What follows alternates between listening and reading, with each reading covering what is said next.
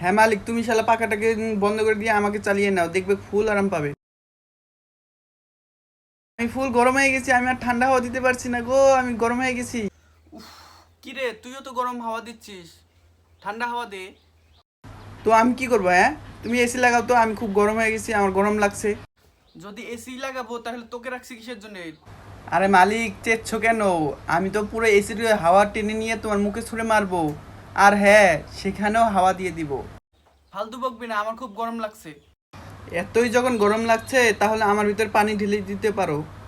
না, আমি পারবো না এই গরমে পানি ভরতে, আমার খুব গরম লাগছে। এই শালার মোবাইলটা না 2 দিন পর পর রিচার্জ শেষ হয়ে যায়। নিজেই রিচার্জ করবে না আর আমার দোষ দিবে। তা কি তুমি জানো না তোমার রিচার্জ শেষ হয়ে গেছে? এই তো পরশুদিন রিচার্জ করলাম আর এখনই শেষ হয়ে গেল। আর আমার কাছে তো এখন টাকাও নেই যে আমি রিচার্জ করব।